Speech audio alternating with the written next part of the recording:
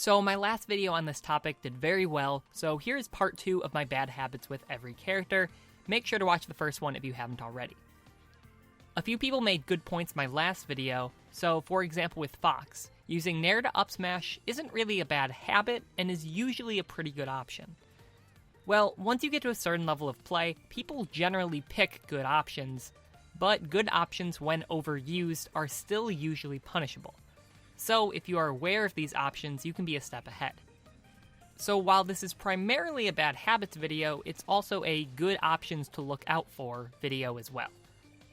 Make sure to watch the first video for a definition on the levels of play that I'll be using as examples throughout. Anyways, let's get started.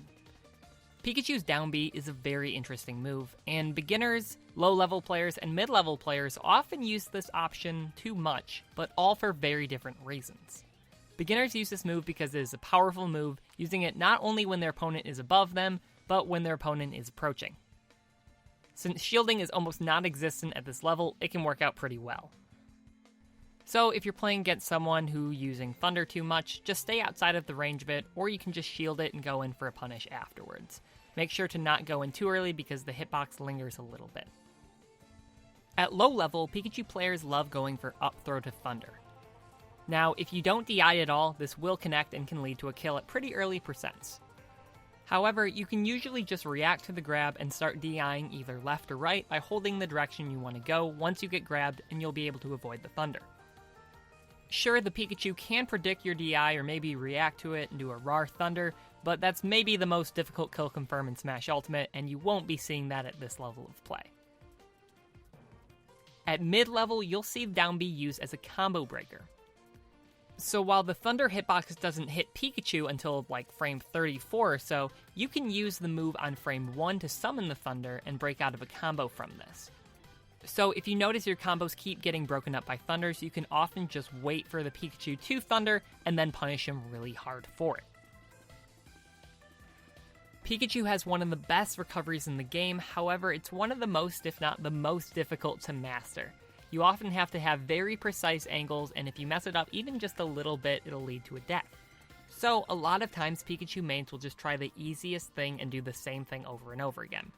Now, a lot of times at low levels or beginners, they're just going to land on stage with it, so you can just shield it, wait for them to get on stage, and then punish. We've all seen the crazy stuff that Luigi can get from a grab. He can do some insane 0 to deaths when done right, but they're pretty hard to pull off on a real opponent. But that won't stop the Luigi player from spamming the grab button whenever you're at 0. So at the start of a match, or the start of a fresh stock, be sure to be aware that 90% of what is going through that Luigi main's head is trying to get that grab. Even if they've only ever done it once in training mode and it took them 2 hours to get, they're still probably just trying to get that 0 to death, so really just be aware that they're looking for that grab. Up B out of shield for a Luigi main can be a really good option when you do something unsafe on their shield, and it can lead to an insanely early kill. So what will usually happen is the first half of the match, they're trying to download what moves are unsafe enough on their shield so they can up B. So if you land something unsafe on their shield at the beginning of the match and they didn't punish you with up B, they're going to be ready for it the next time. So what you can often try and do is just bait it out. So maybe you didn't space the aerial correctly the first time. If you space it correctly the second time, they won't be able to punish with up B and you can hit them hard for it. You can hardly even think of Ness without hearing, "Keep higher! Keep higher!" And there's a reason that he can get pretty far at low level play with pretty much just this move. It does a ton of percent against players that don't know how to get out of it, and can be hard to avoid if you don't really know what you're doing. So generally, it's best to just short hop over it and punish it, or you can shield it. Something that you can do is find out what the Ness player does after throwing one out and be ready for it the next time.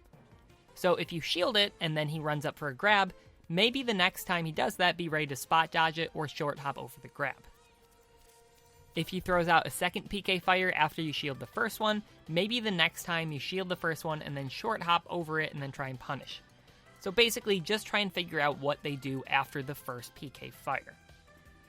But you will probably eventually get hit by the move, and if you do, make sure not to SDI out of it, just DI. Basically, all you have to do is hold the direction you want to go, and you should be able to get out of it. For most situations, you're going to want to DI this away, so a lot of times up and away is going to be pretty good. I could make a whole video on how to deal with PK Fire, but that should be enough to get you started.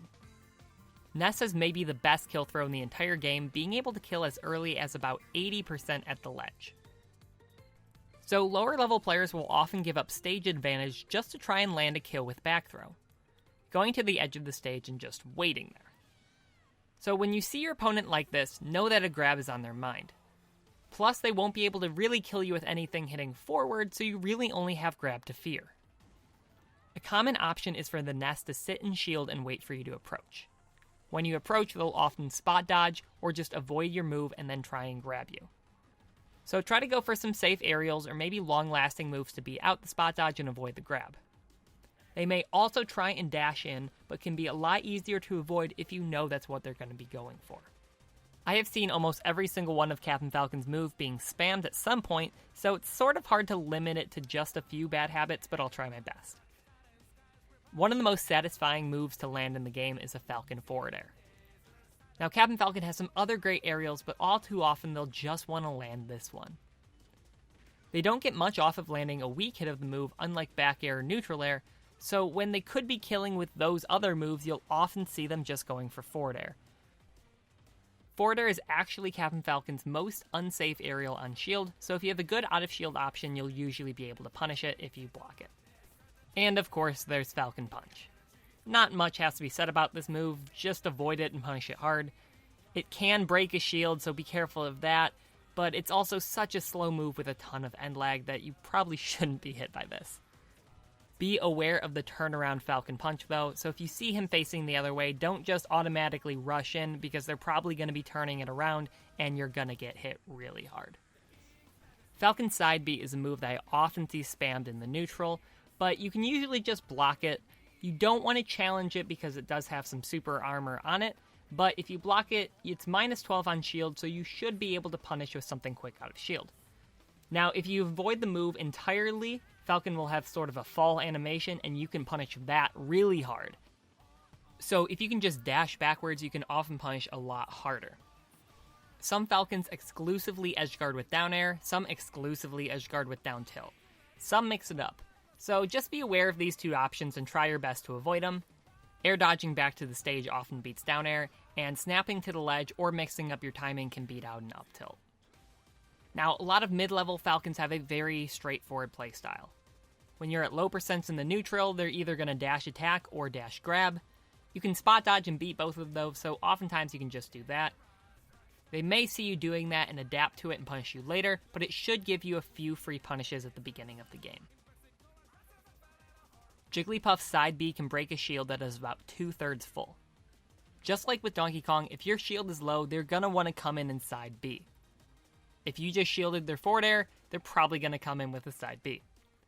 Now, you don't want to spot dodge this move because the move lingers for a very long time. It is generally best to try and drop shield and dash away and just bait out the Side B. Don't dash in right away because the move lingers slightly longer than you think. You also can beat it out with a disjointed move if you have one, if you suspect the Side B is coming. Jigglypuffs love landing a rest.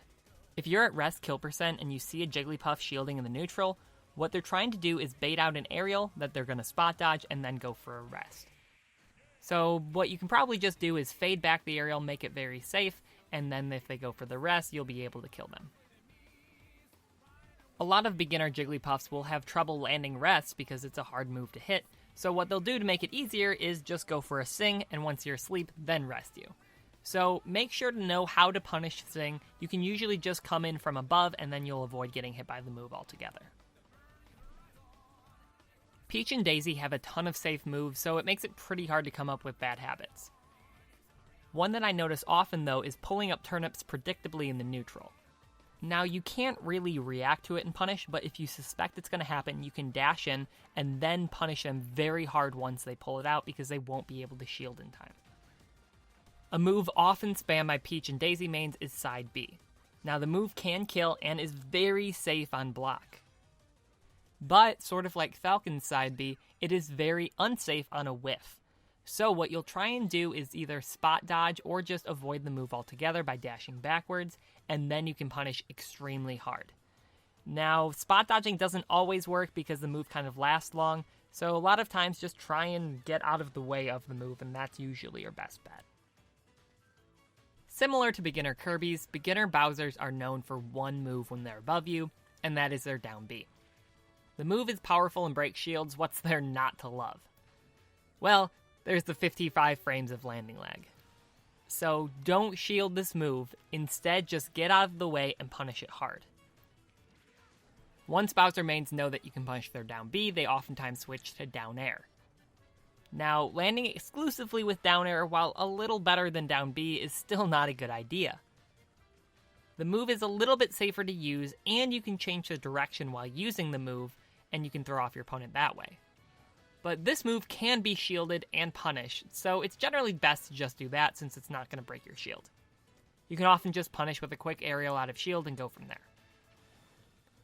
Now, Bowser's up B comes out on frame 6, making it an incredibly good option out of shield. However, the move lasts 81 frames total and is very unsafe if avoided. A lot of Bowsers will just sit in shield and wait for you to touch them with anything, and then they're going to up B. Now, that will work most of the time, but if you just try and bait it out by jumping in and then maybe jumping away, a lot of times they will up B, and then you can just punish them very hard once the move ends. Bowser's Fire Breath can rack up a ton of %, and usually they're going to be going for it when you're at 0.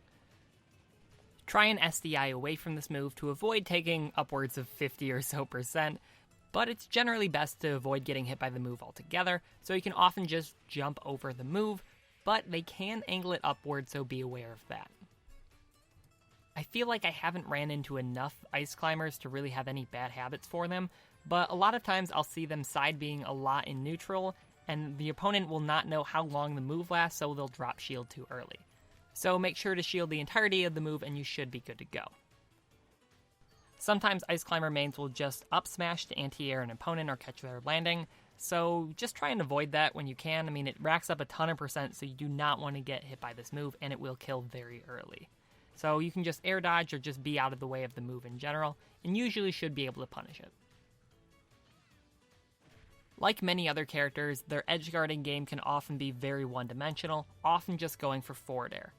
It's a very satisfying spike to land, so I can see why they do it, but a lot of times you'll just be able to air dodge to the stage and avoid it. Like many other moves that send you to the ground, many beginner Sheiks love only landing with down air. The move goes at an angle instead of straight downward, so be aware of that. You can usually just shield the move and do a quick option out of shield to punish it. Now, Sheiks have a hard time killing that isn't really a secret. Despite having an awesome combo game and amazing frame data, if they don't get a kill with an early edgeguard or a kill confirmed from their specific percents, they're in for a rough time. And also, being one of the lighter characters in the game, Sheik mains often give their opponent tons of rage from their combos and then dying incredibly early. This leaves Sheik mains in a weird position where they're often desperate for a kill and have to resort to their mediocre smash attacks.